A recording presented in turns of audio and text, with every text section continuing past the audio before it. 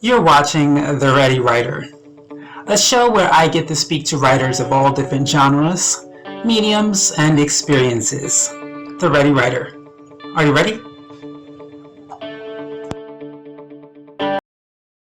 Hi, and welcome to another episode of The Ready Writer. I'm your host, Casey Bell, and today's guest is international best-selling author Tosca Lee. Let's get this show started. So, were you, since a child, always wanted to be an author, or was it something that kind of happened unexpected? You know, I actually wanted to be a ballerina. So that was the life plan. And that's what I spent all my time doing, that and piano. But I didn't want to play the piano. I wanted to be a ballerina. And when I was 14, I actually tore a groin muscle. And, you know, that's kind of a catastrophic event in a, young career. And so that actually set me back a while. And I kind of had to rethink my, my future plans after that. So I went off to college. And I thought I might go into business or, advertising, or at some point my mom or somebody said maybe you should go be a news anchor or something. And I was like, okay. So I thought that'll be the plan, right? But I came home. I live in Nebraska. And I came home for spring break my freshman year to Nebraska. I'm the only person who comes home to Nebraska for spring break. And I was talking with my dad when we were driving in the car, and I was talking about one of my favorite books of all time, which is called The Mists of the Avalon.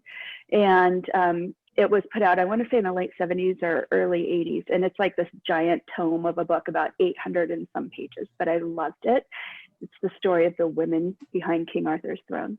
And I was telling my dad about how a great book is like a roller coaster because it's got all these twists and turns and loop-de-loops or whatever, things you didn't see coming, right?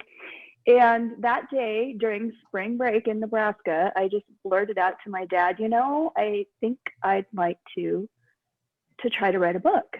And my dad, who was a professor of business, not of anything like this, but who was a professor of business, said, okay, Tosca, I'll make you a deal.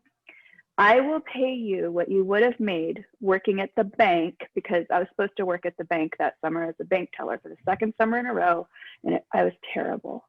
I mean, numbers are not my thing. So anyway, he said, I will pay you what you would have made working at the bank if you write your first novel this summer, do it full-time, treat it like a job. And I was like, that was a no-brainer. I was all over it. So I came home. My dog is scratching himself in the background. That's Timber, by the way. So I came home and I wrote my first novel. I spent the summer doing it. Nobody told me that one summer was not enough time to write a dramatic, historical, epic novel about the Neolithic people of Stonehenge. So I didn't know any better. So that was my first novel. And I did that, and I tried to get it published, and I got soundly rejected. I wrote to the agent I was trying to get, and they wrote me this letter, and I actually found it not too long ago. And I got soundly rejected. I mean, they said your plot lacks tension, your characters are two-dimensional. I mean, all the bad stuff, right? But they said it is strangely reminiscent of Clan of the Cave Bear, which happened to be my other favorite novel. So all I took away from this rejection is my writing is like Clan of the Cave Bear, and I should probably do this again. So that's how I got started. And I didn't get my next one. That was 1989 that I wrote that first one. And I didn't get my first novel published until 2007. So I can't do the math because I'm not good with numbers, but that's a long stretch of years in between. So you were just submitting? The long answer is no. What's that? So you were just submitting all those years and nothing? All those years in between, I was trying to write another one. And I wrote most of another one. And I made a mistake that I warn other authors about all the time. And that is, don't rewrite the beginning over and over and over. Get to the end, then fix it. And then you can go back and make it pretty. But you can't, you got to get the clay on the wheel first before you start crimping the edges, right? You can't make it pretty when you've got half of it missing, So I never quite finished that one, but I did, in a flurry, write in 6 weeks the book that would become my first published novel. And that was towards the end of the 90s, but it still took me about 6 years to get it accepted somewhere.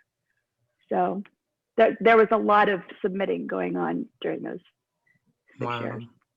Mm-hmm. So then what were you doing other than writing to kind of? Yeah, so I somebody told me to run for Mrs. Nebraska, so I did that, and so I became Mrs. Nebraska. So I ended up, Wow. which is really a weird thing because that was never on my radar. But when somebody says something to you and they say, you know what, I think you could do this, it's weird how suddenly things become possible. And I remember just going, huh, well, okay, I'll give it a go. I didn't know anything about this. I never grew up doing anything like that. So I did that, and I ended up, of course, doing a year of charity type things. I mean, it's a really weird means to a really good end, because you do get to work with a bunch of really super cool charities and do some great fundraising and things like that. So I did that. I also took a job with the Gallup organization, and I worked as a consultant. And that was around 2003 that I took that job, and I traveled the world for Gallup, and I loved it. I mean, it was a wonderful job, but when I started publishing, I was trying to edit on a plane in between going off to consult in India or China or wherever I was going, and there came a point where it was like, this way or this way, we're going to have to pick one. So, and I freelanced in between there too. So I did continue to, because what I forgot to tell you, Casey, is that my first job out of college, I wrote for a computer magazine, and it was not a great paying job, but I learned a lot about the editorial process. I wrote a book on how computers process sound and stuff. So I learned a lot along the way. And so then after that, I freelanced for a while. So I kept trying is the short answer. And how far did you get with Miss America? Did you? So there's a couple different systems. I was in the married one, so it was the Mrs. one. So I was Mrs. Nebraska. I had no clue what I was doing. So I went off to the national pageant, and I was like all bug-eyed, like, like, I don't know what I'm doing. I've never done this before, but it was a great experience. I made wonderful friends. And then it was like, well, why don't you go do that other system, the Mrs. United States? And I was like, okay. So I did that, and I was first runner-up to Mrs. United States that year.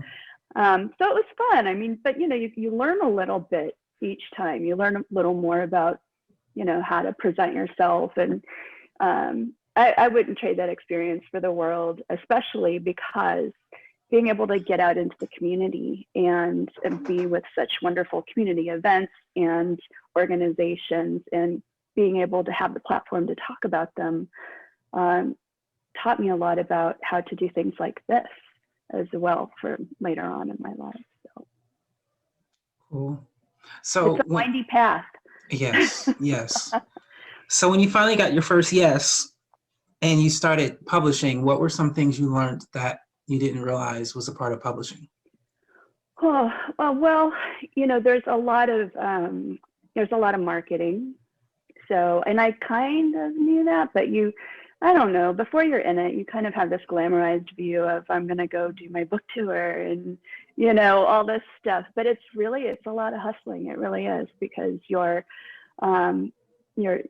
spending a lot of time connecting with readers in addition to spending a lot of time writing. So that part is something I didn't know about. Today, it's actually one of my favorite parts of doing this full time. I do this full time now. And I love connecting with readers. And that's why this last year especially has just killed me, because I love getting out to libraries, and I love getting to bookstores, and, I'm a hugger, so I love to hug my readers, and you can't really do that over Zoom. So that part also, before you're published, you don't really know what it's like, unless you have some experience with a magazine or something like that, but you don't know what the pressure is like writing on deadline. So before you get published, you have years and years and years, in my case, to pick and pick and pick, right? But when you sign a contract for 2 books or 3 or 4 or however many it is, you then have these deadlines, and there's money on the line, and you sign your name, and by golly, you've got to get that book written and get it turned in. at some point you have to say, okay, this is the best I can do right now. And that's hard. It's really hard to do, for me at least. I think probably for other authors too. Awesome. So what was one thing you really like about the way you published, and one thing you don't like? Oh, well, that's pretty easy. I mean, I really have loved the advantage of working with a traditional publisher. My books are all at Simon and Schuster. When you have an engine like that behind you, you've got a marketing department, a publicity department, and all this stuff. And you know, that's cool, and that's something I always kind of dreamed of having. But at the same time, you're one part of the process, but you're not the whole process. And so the decisions are not completely yours, because you're, you know, working to create this product that other people are speaking into as well. So when I say they're speaking into it, they're speaking into the cover, they're speaking into the title, you know, they're speaking into the marketing plan and the publicity, and you know, so there's a lot of other inputs happening as well when you are published with a traditional publisher. Great. Let's talk about that's your a book. really good question. I don't think I've ever been asked that question before, so that's a really good one. So talk about your book, The Line Between. What is it about, and who or what inspired the book? Okay, so it's a pandemic book, and I'm sorry. So it's The Line Between. It's the story of a young woman. Her name is Winter Ross. She's 24 years old, and she's grown up in the Midwest in a doomsday cult all her life. And at the beginning of the book, she's getting kicked out of the cult, and she now has to, for reasons that we will find out throughout the story, but because there's a parallel timeline. So we see what's happening in the past, and we see what's happening in the present. But at the beginning, she's getting kicked out, and she has to start over in this outside secular world that she's been taught to regard as evil. And about the same time, this pandemic is starting to march its way across the US. And so for her, it does kind of look like the apocalypse that she's always been taught was coming. So that's the story. The sequel is called A Single Light, and it is out also. They both came out in 2019. A Single Light came out like 4 months before the start of COVID. So it was really a weird time and weird year last year. And what inspired it, though, was actually not a pandemic, but a headline. I had been reading, you know, I love to read on my phone. You know, I, like everybody, I love the novelty of reading the news on my phone. And so I remember I was reading this article about the melting permafrost in Siberia, and how when it melted in one area, a reindeer carcass melted with it, and it happened to be infected with anthrax, and it made a nearby village sick, and a young boy died. And I remember thinking, that is so horrific. And then these other articles kind of came up with it about other things in the permafrost that could be in there. The fact that some seeds are still viable that are tens of thousands of years old and things like that. So that kind of kicked off this whole idea of a disease coming out of the permafrost and creating this pandemic, which is where it comes from in the book. Awesome. Were you shocked when the pandemic happened and you released this book? Yeah, I was. And on one hand, yes, but on the other hand, when you do research, you know, and the research for this was really interesting because there's the pandemic stuff and then the cult stuff, and researching cults is also very interesting. But the pandemic stuff, you know, the scientists were always, in everything that I watched or read, they were always very clear that it's not a question of if another pandemic comes, but when. I just didn't really think it would come right now myself, but such is life. Life is stranger than fiction, isn't it? So. Mm-hmm. Amazing. So are you just focusing on these books, or are you working on another project? Yeah, so those are behind me now, and right now I'm working on a new project that is a World War II story, which is very different for me. Throughout my career, I've written about I've written biblical, historical. I've written about Judas Iscariot. I've written about the Queen of Sheba. I've written about, other thrillers with cabals and, century-year-old, grudge matches and things like that, and have loved every single one. But this is my first World War II story. And I'm excited about it because I'm writing with another author named Marcus Brotherton. And I think it's a really important story to tell. It's not one that I really was familiar with myself. It's about the Bataan Death March in the Philippines. And so I think it's an important story to share. Was this your first time co-authoring? No, actually, I did write a trilogy with another author named Ted Decker. And so we did a kind of I'd say like dystopian sci-fi 500 years in the future trilogy thriller called The Books of Mortals. And so those books are called Forbidden and Mortal and Sovereign. And those were really fun. But the interesting thing is when you co-author, I think every partnership is different. And I know a lot of authors who also co-author. And as far as I can tell, their process, each of their processes are different from everyone else.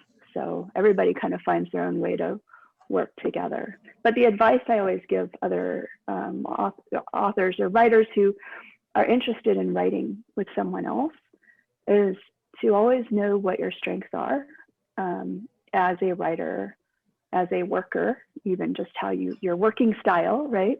Know what those are and how they complement each other when you're working in partnership with somebody else. Thanks for that advice. So yeah. What were a few things you realized you had to do differently marketing when the pandemic happened? Because I know as authors, festivals and book signings and expos is generally what they do mostly. So what have you been doing?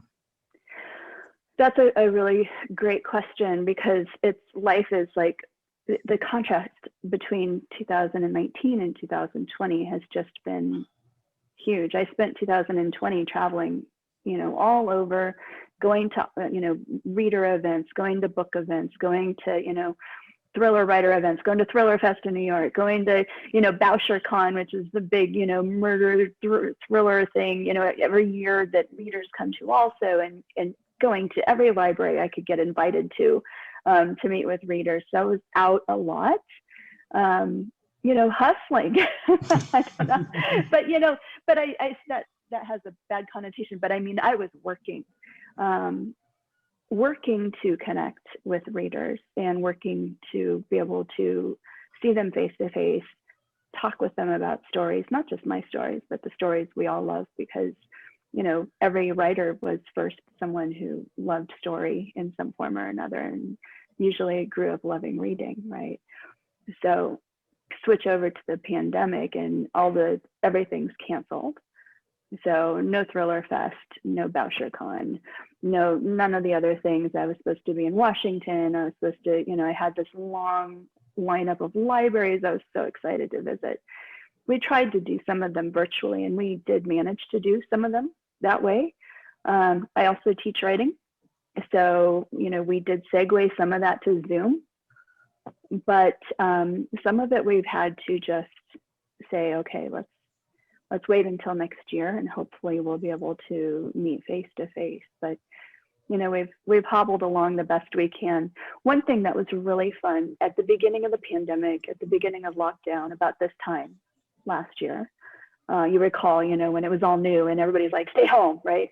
And it was kind of, I think, emotional for all of us and uncertain for all of us as well. And so one thing I did is I started a nightly, every single night, story time live on Facebook with my readers. And so I would go on at 8 o'clock. My dog would be there. We'd talk about life on the farm. I live on a farm. I'm married to a farmer. And I would read to them, from my own stories, just read stuff, and we would share and talk about things, and we'd give away small giveaways and things. And we did this for like, I want to say over 66 or 67 nights or something before, I mean, every night before we switched to a weekly, you know, format, because I needed to get some work done. You know, it was time to buckle down and do some work. But it was really a special time. And I will never forget that time, because it gave me the opportunity to really get to know those readers who showed up night after night after night, you know, and told me what their days were like and what they were doing and all these kinds of things. It gave me the opportunity to get to know them better as people, and for us to kind of weather this together.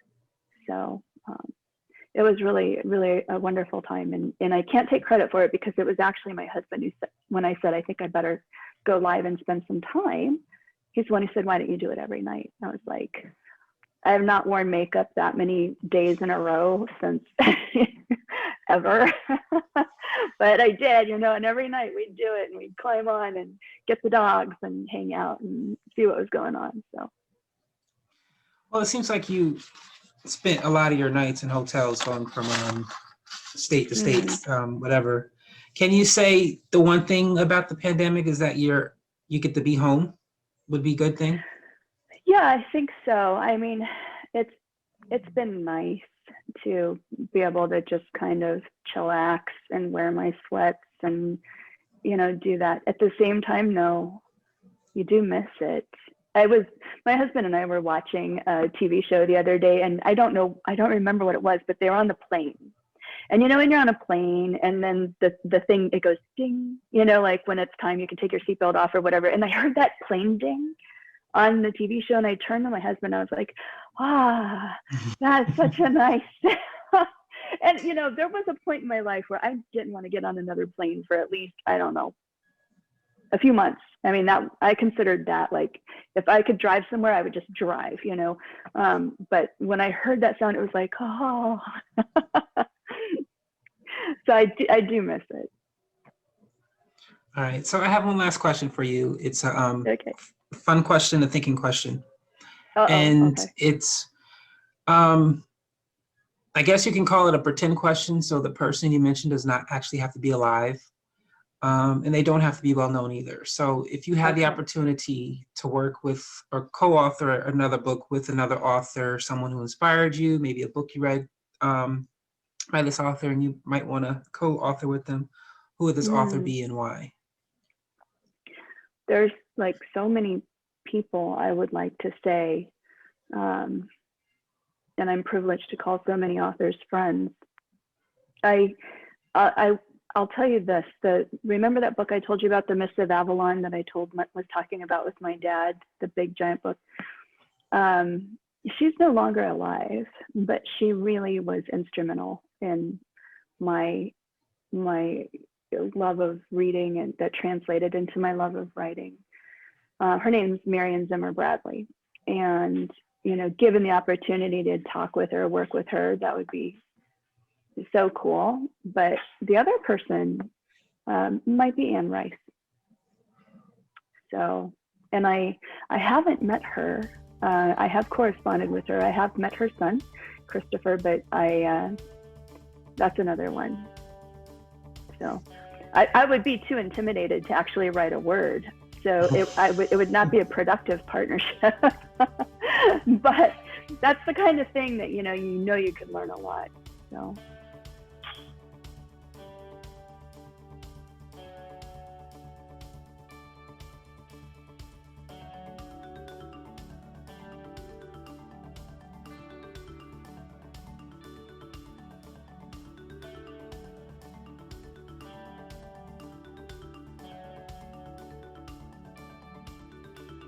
Well, that's all the time we have for you today on The Ready Writer. I want to thank our guest, Tosca Lee, for stopping on by and sharing, and of course, you, the audience, the viewers, thank you for taking the time to watch. Have a great day.